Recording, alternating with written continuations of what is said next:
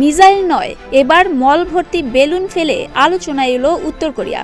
জানা গেছে দক্ষিণ কোরিয়ায় অন্তত 260টি ময়লা ও মল ভর্তি বেলুন ফেলেছে কিম জং উনের দেশ। এ ঘটনার পর সাধারণ মানুষকে ঘরে থাকতে সতর্ক করে দেয় সিউল। বুধবার দক্ষিণ কোরিয়ার সেনাবাহিনী বেলুনের সাথে বাঁধা প্লাস্টিকের ব্যাগের ছবি প্রকাশ করেছে। অন্যান্য ছবিতে দেখা গেছে দক্ষিণ কোরিয়ার মাটিতে এসে পড়া বেলুনের ভেতরে থাকা ময়লা আশেপাশে ছড়িয়ে ছিটিয়ে রয়েছে। এর মধ্যে একটি ব্যাগে লেখা রয়েছে মল। সাদা রঙের এসব বেলুন ও এগুলোর সাথে বেঁধে রাখা প্লাস্টিকের ব্যাগ না ধরতে বাসিন্দাদের সতর্ক করেছে দক্ষিণ কোরিয়ার সেনাবাহিনী। দক্ষিণ কোরিয়ার 9 প্রদেশের 8টিতেই উত্তর কোরিয়ার পাঠানো এসব বেলুন পাওয়া গেছে। এগুলোর মধ্যে যা আছে তা পরীক্ষা নিরীক্ষা করে দেখছে দক্ষিণ কোরিয়া।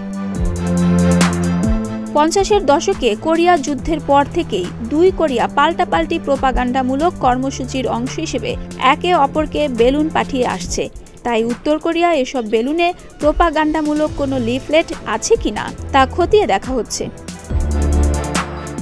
কিছুদিন আগেই সীমান্ত এলাকায় বেলুনে করে ঘন ঘন লিফলেট ও অন্যান্য ময়লা আবর্জনা পাঠানো হচ্ছে অভিযোগ করেছিল উত্তর কোরিয়া। সে সময়ই এর কড়া জবাব দেওয়ার হুঁশিয়ারি দিয়েছিল উত্তর কোরিয়া। এরপরেই দক্ষিণে এসব বেলুন পাঠানো হয়েছে বলে মনে করা হচ্ছে। দক্ষিণ কোরিয়ার সেনাবাহিনী বেলুন পাঠানোর ঘটনাকে আন্তর্জাতিক আইনের সুস্পষ্ট লঙ্ঘন বলে উল্লেখ করেছে। সেই সাথে উত্তর কোরিয়াকে এই অমানবিক ও সংবেদনহীন কাজ অবিলম্বে বন্ধ করার আহ্বান জানায়। ডেস্ক রিপোর্ট, প্রতিদিনের বাংলাদেশ।